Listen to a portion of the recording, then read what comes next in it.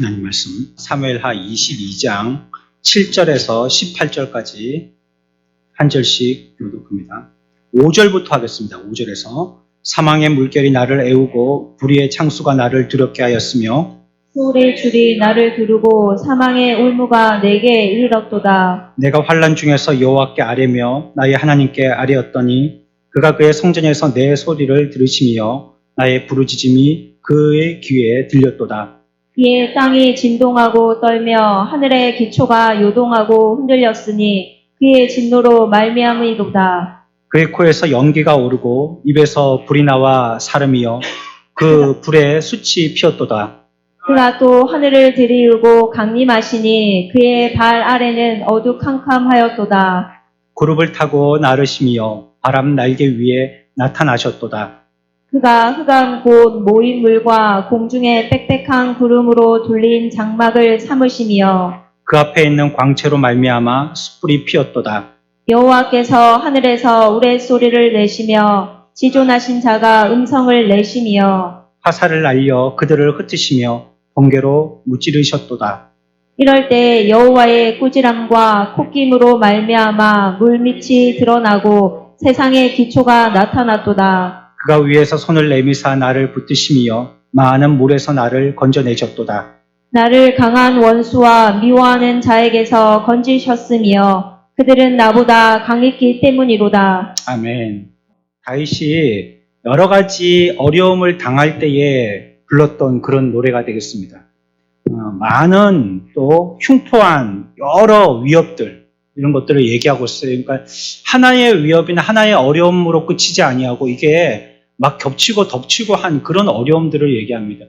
우리도 인생을 살다 보면 좋은 일도 하나만 왔으면 좋겠는데 뭐 한순간에 이것도 좋은 일 저것도 좋은 일 한꺼번에 좋은 일도 닥치기도 하고 또 반대로 안 좋은 일들도 좀 숨을 돌려가면서 하나씩 오면 내가 정신 차리고 한 개씩 헤아려 볼 텐데 이게 한 번 왔다가 이게 또 끝나지도 않았는데 또 한 개가 왔다가 이렇게 계속 쌓이는 이런 경우들도 보게 되죠. 후자와 같이 다윗은 그런 일들 특별히 적들로 인해서 그런 일들을 당하고 있다고 얘기하고 있습니다. 5절에 보면 물결같이라고 얘기하고 있죠. 사망의 물결이 나를 애우고 그렇죠? 그 위협이 얼마나 적들이 강한지 물결같이 파도가 덮치는 것처럼요.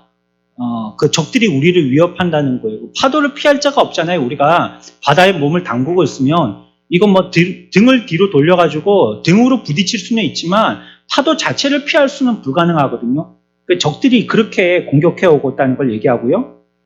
중반절에도 보면 불의의 창수가 나를 창수라는 말을 표현은 물결이 우리를 갖다가 그렇게 아주 공격적으로 우리를 공격하는 것처럼 창수라는 것은 우리에게 대하여서는 우리가 도망칠 수 없게 공격한다는 얘기가 되겠어요. 그러니까 아주 적극적으로도 공격하고 나를 쥐를 몰듯이 도망갈 구멍을 놔두는 게 아니고 그렇지 않고 완전히 여기서 끝장내겠다는 식으로 그렇게 공격을 한다는 뜻으로 창수라고 표현하고 있고요.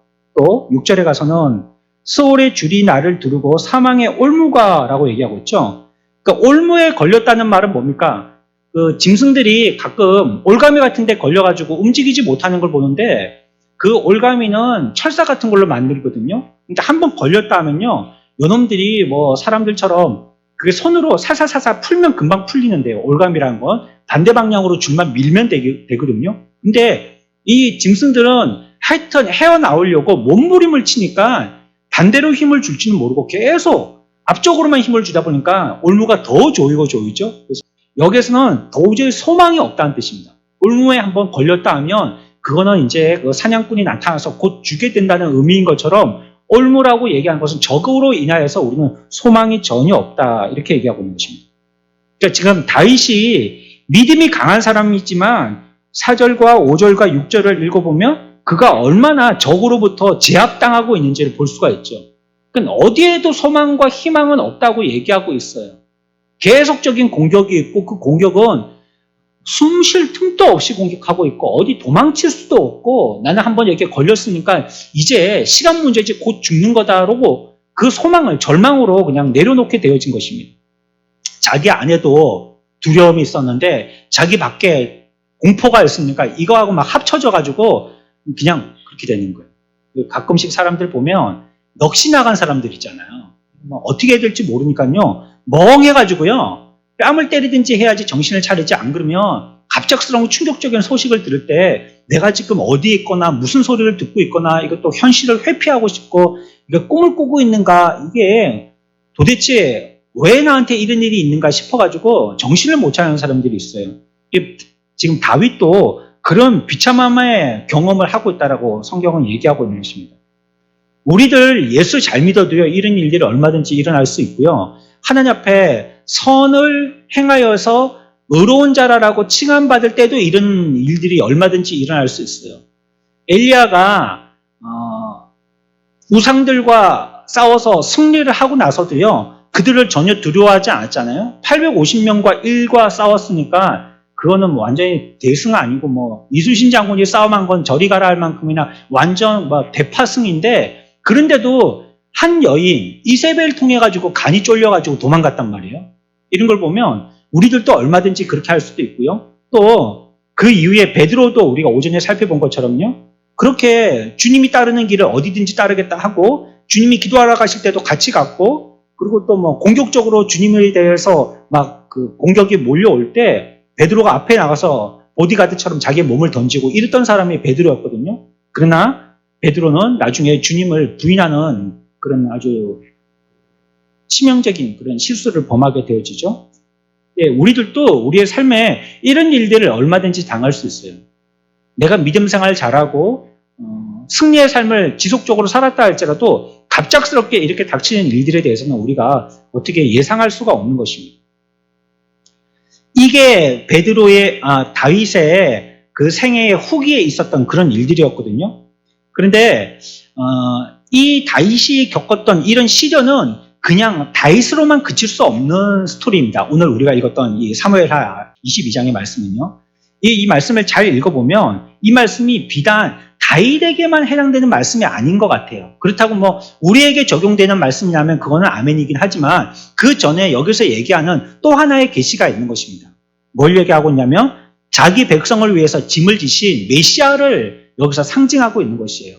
그분이 우리를 위해서 십자가에 못 박아 죽으면서 우리에게 구원을 이루실 때에 그분은 어떤 상황에 있었는지 그런 것들을 얘기하고 있는 것입니다. 그분이 당하셨던 고통이나 분이나 슬픔 이런 것들을 표현하고 있죠. 겟세마네에서도 고통당하셨고 헤롯과 빌라도의 법정에서도 고통당하셨고, 그 고통이라는 것은 십자가에 달리신 육체적인 고통뿐만이 아니라 전 우주적인 모든 고통들을 갖다가 다 아울러서 당하고 있는 그런 고통들을 얘기하고 있습니다. 그래서 이런 고통 가운데에서 다윗은 뭐 했겠습니까? 이제는 뭐 더 이상 빠져나갈 구멍도 없고 죽게 되었구나 싶어가지고 올무에 걸렸으니까요. 이제 시간 문제지 하고 그냥 자포자기 한 것이 아니고 이때 다윗이 한 것이 있어요. 7절입니다. 내가 환난 중에 어떻게 했어요? 나의 하나님께 어떻게 했어요? 뭐 했다는 뜻입니까? 기도했다는 뜻입니다. 여러분들도 호랑이한테 물려가는 일이 있더라도요, 뭐 해야 됩니까? 기도해야 된다는 뜻입니다. 절망의 코앞에까지 가서도 우리는 그때 소망을 놓으면 안 됩니다. 그래, 의사들이 이 환자는 의지가 강한 환자라고, 아니 의식이 없는데 그냥 삐옥삐옥 그냥 맥박만 뛰고 있고 심장 뛰는 그냥 모니터에 그런 표시만 나와 있는데 그걸 보고 어떻게 알아요? 그런데 그런 걸 많이 경험하다 보면 의사가 그걸 아나 봐요. 그래서 분명히 이 정도 상태면 곧 사망할, 그리고 더 이상 희망이 없어서 점점 더 나빠질 수 있는 그런 형편인데 이 사람은 계속 유지하고 있고 아니면 조금씩 회생하고 있는 것, 그런 것들을 보고 이 환자는 의지가 강한 환자라고 이렇게 얘기하잖아요. 그러니까 병이라는 것들도요, 내가 어떻게 마음을 먹느냐에 따라서 전혀 다르게 결과적으로 판도가 바뀝니다. 내가 이걸 두려워하지 않고 한번 맞붙어서 한번 싸워보자 하고, 한번 싸워보자 니하고, 그게 정말로 투병이죠. 한번 싸워보자 이렇게 하는 사람이 있는가 하면 에라 이제는 끝났구나, 내 인생은 여기서 종쳤구나, 이제 좋은 날 다 갔다, 이제는 환자 보고 있고 있어부터는 내 인생은 더 이상 이제는 이전과 같은 그런 즐거움과 행복도 기쁨도 없겠구나, 자포자기 하는 순간 그 사람은 그 컨디션이 팍 하고 떨어지는 겁니다. 그래서 이제는 안 되겠구나 이렇게 해서 어르신들이 마음을 놓는 순간요, 어제까지 그렇게 쌩쌩하게 밥 잘 드시고 식사도 하고 뭐 얘기도 잘하고 뭐 웃고 얘기했다가 근데 오늘 그냥 탁 안 좋아지십니다. 마음을 어떻게 먹느냐 여부에 따른 거죠. 다윗이 이런 상황에서 아이고 이제 죽었구나 뭐 하나님이 뭐고 간에 생각도 안 나고 너무 아파 죽겠고 너무 힘들어 죽겠고 이제 진짜 죽는가 보다 하고 마음을 딱 놓아버릴 수 있는 그런 상태였는데 다윗은 그렇게 안 했다는 겁니다. 죽음의 문고리까지 딱 잡았는데 그때 뭐 했다고요? 하나님께 뭐 했다고요? 아뢰었다라고 얘기했죠. 뭐 했다는 겁니까? 기도했다는 겁니다. 기도했어. 그러면 그 기도의 가능성이 있을까요? 올무에 걸렸는데요? 파도가 덮치고 창수가 나를 휘감고 있는데 그래도 소망이 있을까요? 기도해서 그게 효과가 있을까요? 내가 죽음의 문고리를 잡고 있단 말이에요. 이거 내가 땡기면 그냥 들어가는 거예요. 죽음으로. 바로 코앞이에요. 어쩌면 내가 의지가 없어서 이 상황 가운데 의사가 주변에 있는 가족들이 전부 다 나를 포기하고 있을 수도 있어요. 그런데 내 영혼은 그때 기도하면 그래도 희망이 있을까요? 희망이 있다는 거예요. 그 영혼이 희망이 있다라고 얘기하고 있어요. 그런 때 그러한 고통 가운데 있을 때 기도하였더니 희망이 있다는 거예요. 야고보서 5장 13절에 뭐라고 얘기하고 있냐면요. 너희 중에 같이 해봅시다. 너희 중에 고난당하는 자가 있느냐? 그는 기도할 것이요. 아멘. 해봅니다. 시작. 너희 중에 고난은 당한 자가 있느냐? 그는 기도할 것이요. 아멘. 고난당한다면 그때 뭐 하라는 겁니까? 그때가 기도할 때입니다. 우리들은요, 기도할 수 있는 시간을 잘 못 잡아요. 보통 어떤 때 기도하냐면, 어떤 때 기도해요? 금방 얘기했잖아요. 어떤 때 기도해요? 고난 당해야 기도해요. 그러니까 고난이 없으면 기도를 잘 안 해요. 여러분들에게 큰 문제가 생기면 아마 새벽 기도가 부응할 겁니다. 하나님이 복을 너무 많이 주셔가지고 문제가 없으면 기도 안 하고 있는 거예요, 지금. 내가 해결할 수 있다고 생각하니까 기도 안 하는 거예요. 도저히 내 손으로는 해결이 안 되고 이게 죽고 사는 문제고 내가 거기에 대해서 올인하고 거기다가 내 목숨 걸고 있으면 여러분들은 반드시 병원 찾아가지 않고 기도하러 나올 겁니다.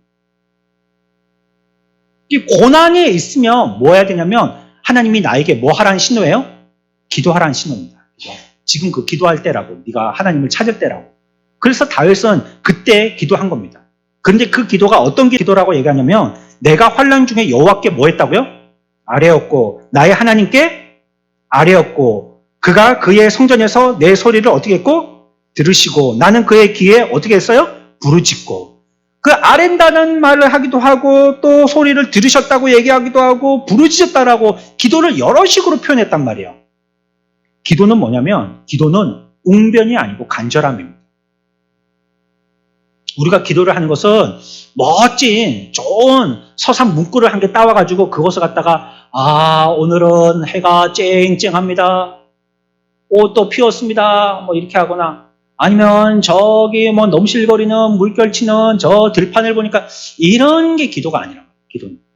기도는 웅변이 아니고 뭐라고요? 간절함입니다. 그 사람의 간절함이 있을 때 기도가 나온다는 거예요. 물론 그런 기도 할 수도 있어요. 자기가 너무 자연을 보고 감격하면 우리가 뭐 소풍 가가지고 차를 타고 지나갈 때마다 부르라고 안 그러는데 그냥 나와요. 차 마름 나오라. 막 그냥 우리가 아는 노래가 그거니까 막 그게 나오잖아요. 그거 부르라고 누가 부추기지 않아도 나오는 것처럼 그런 들판을 보고 내 속에서 정말 영원히 찬양해서요. 하나님 저 푸른 벌판과 저 높은 하늘 찬양할 수 있어요. 근데 우리가 참으로 기도한다면요. 우리 속에 그런 웅변적이기 이전에 간절함이 있을 때 기도가 된다는 거예요. 그리고 그 기도는 간절함에 대한 설명이 아니라요. 그것에 대한 우리의 느낌입니다. 하나님 앞에서 그 받은 은혜가 무엇인지 그걸 얘기하고 있어요. 그래서 이렇게 기도하면요. 우리의 삶에는 계속 고통에 대한 우리의 간절한 하나님 앞에 호소가 있게 되어지고요. 그러니까 자꾸 우리에게 그런 크거나 작거나 한 고통들을 우리들에게 주시게 되어지는 것이죠. 아렌다 이 뜻 있죠? 주께 아뢰며 하나님께 아뢰었더니 하는 이 아렌다는 뜻은요. 그 원어의 뜻은 뭐냐면 비명 지르다는 뜻입니다. 여러분들 비명 어떻게 질러요? 네, 그렇죠. 자고 새벽에 딱 불 켜고 일어나가지고 이제 애들 밥 해주려고 깜깜한 거실에 불을 딱 켰는데 바퀴벌레가 한 5마리가 확 지나가는 거예요, 내 앞에. 그러면 어때요? 그렇죠. 또 자고 누우려고 이제 밤에 고온이 이제 조금씩 자려고 그러는데 버스럭버스럭거리는 머리 위에서 막 버스럭버스럭 막 걸려서 불을 켜보니까 막 지나간 거예요. 그러면 소리를 지르죠. 그런 비명 말고요. 그런 비명 말고 하나님 앞에 내 속에서 끌어올리는 간절함으로 기도한다고. 그게 마치 비명처럼 들린다는 거예요. 그러니까 우리 예전에는 기도할 때 기도하기 전에 꼭 뭐 하자고 그랬어요. 우리 선배 목사님들이. 주여 근데 주여 3창 세게 하다 보면 그 다음에 목이 쉬었고 소리가 안 나와요. 하도 크게 주여 주여 세게만 하다 보니까 그게 끝이에요. 그냥 주여 주여 주여 그러고 나면 소리가 안 나요. 그만큼 창자가 끊어지도록 간절함으로 막 허리가 쫄려오도록 그렇게 간절하게 기도한다. 그게 비명 지르는 거죠. 그렇게 기도한다는 뜻입니다. 그렇게 했더니 하나님께서 8절에 보면 이에 땅이 진동하고 떨며 하늘의 기초가 요동하고 흔들렸으니 그의 진노로 말미암음이로다. 이 말은 뭐냐면 하나님께서 그 기도를 들으시고 적들과 싸운다는 뜻입니다. 그러면요, 그 전에는요, 안 싸워요. 하나님이 안 싸우신다고요. 왜? 왜 안 싸우실까요? 우리가 비명을 안 질렀거든요. 주야! 이렇게 해야지 하나님, 왜? 이렇게 하고 오셔갖고 도와주실 텐데, 우리가 아무렇게도 안 하고 있거든요. 그러니까 주님도 그냥 방에 계신 거예요. 뭐 급하게 나와서 뭐 급한 일이 있나 뒤려본거리시지도 않는 거예요. 비명을 질렀더니 우리들에게 나와서 싸우셨도다 하는 것입니다. 그러니까 우리는 고통을 당할 때마다 어떻게 해야 됩니까? 부르짖어야 합니다. 예수님도 십자가에서 고통 가운데 뭐 했습니까? 엘리 나마 사박다니 부르짖었죠. 우리가 뭐 신사라고요. 예수님도 고통하고 비명 지르는데 우리라고 입을 꼭 다물고 있습니까? 그게요, 교만한 겁니다. 아플 때 도와달라고 하지 않는 게 교만한 겁니다. 하나님 도와주세요 그래야지 하나님을 인정하고 아는 사람이죠. 아픈데 이 깍 깨물고 막 이가 다 빠져도 그냥 한마디도 기도 안 하고 그게 교만한 겁니다. 예수님처럼 우리에게 고통이 있을 때 주님께 부르짖는 복된 성도들 되시길 축원합니다. 8절 끝에 보니까 그랬더니 문자 그대로 뭐가 어떻게 됐어요? 땅이 진동하였다. 땅이 진동하고 9절 10절에도 이와 같이 하나님께서 적들에게 진노를 나타내셨더라는 것입니다. 그리고 11절에 보면 하나님께서 우리를 도우시는데 언제 도우시냐면 어떻게 도우시냐면요. 뭘 타고 오세요? 그룹을 타고 어떻게 와요? 야, 얼마나 빠른지 너는 날쌔다 이러죠. 하나님이 그렇게 오셨다는 겁니다. 내가 부러지셔서 주여 그러니까 하나님이 열불 나가지고 누가 우리 아이를 그러면서 어떻게 와요? 뒷짐지고 느시렁 와요? 그렇게 온다고요? 그렇게 안 오고 어떻게 와요? 날쌔게 오신다는 거예요. 그렇죠? 그룹을 타고 나르시며 바람 날개 위에 나타나셨도다라고 신속하게 오신다는 겁니다. 그러니까 우리가 때로는 믿음에 의해서 어떤 격렬하게 시험을 받기도 하지만요. 정한 때가 되어서 우리가 구원받을 때가 되어지면요. 하나님께서 어떻게 오세요? 신속하게 오신다는 겁니다. 날쌔게 오신다는 겁니다. 그래서 우리를 뭐 하시려고? 구원하시려고. 구출하시려고 우리에게 적지적소에 그렇게 오신다는 것입니다.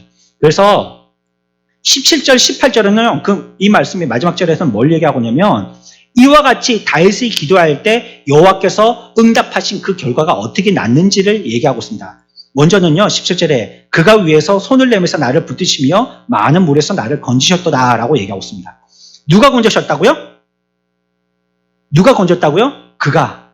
어떻게 해요? 손을 내미사. 어떻게 해서? 붙들어 주셔서. 그 손의 힘이 전부 다 누구에게 있는 겁니까? 내가 붙든 게 아니고요.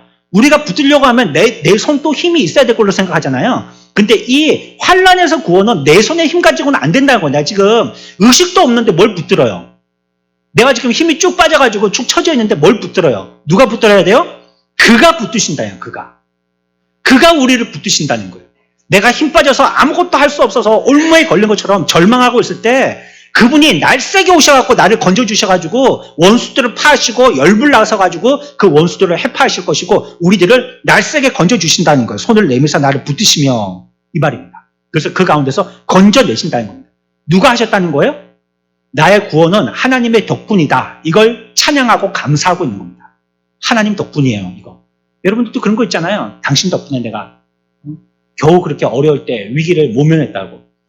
그리고 이렇게 하나님께서 개입할 수밖에 없는 이유가 있다는 거예요. 그 끝에 18절에 보면 중반절에요. 그들은 나보다 어떻게 하기 때문에요? 강하기 때문이에요. 여러분들이 싸울만 하면 하나님이 냅둡니다. 한번 싸워보라고. 운동할 때도요. 할아버지 할머니들은 운동하시는데 뭐 10년 20년을 운동하셔도 늘 그 몸매 그대로세요. 근데 젊은 사람들은 운동할 때 어떤 데 가서 들어보면 뭐 내가 아기를 낳는 뭐 조산소에 한다 싶을 정도로 그때 쳐다보면 운동하고 있어요. 자기보다 더 무거운 그 역기 같은 걸 든다고 으악 하고 있는 거예요. 그래야지 얼굴만한 근육이 생기는 거예요. 그냥 요만한 아령 가지고 이래가지고는요 근육이 백날에도 안 생기는 거예요. 그래서 할아버지들 운동하신 데 가면 여전히 배 불룩하시고 여전히 그냥 뭐 이렇게 하시고 그러나 운동은 늘 이렇게 뭐 하시는 거예요. 그런 것도 해야 되지만 우리들에게도 하나님께서 한번 강한 신앙의 근육을 길러보라고 아주 막강한 대적들을 우리들에게 붙여주는 겁니다. 그들이 나보다 강하기 때문에요. 그래서 여러분들은 뭘 해야 돼요? 네, 하나님 앞에 비명 지르는 겁니다. 내 힘으로는 안 되니까. 그때 비명 지르게 되죠. 그 전에는 뭐 해야 돼요? 이게 여러분들의 의무입니다. 나가서 싸워야죠. 네? 무조건 다 뭐 도와주세요 할 게 아니고 내가 싸울만 하면 내가 나가서 싸워야 되는 겁니다. 그래서요 하나님께서는 이 모든 원수들을 갖다가 다 물리치셨다는 걸 얘기하고 있습니다.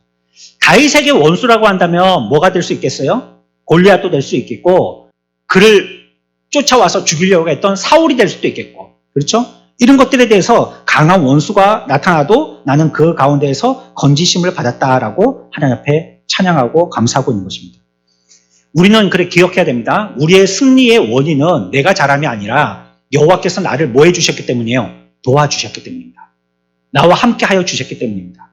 반드시 위기의 때 내주겠다 하고 입 다물지 말고 그때 비명을 지르십시오.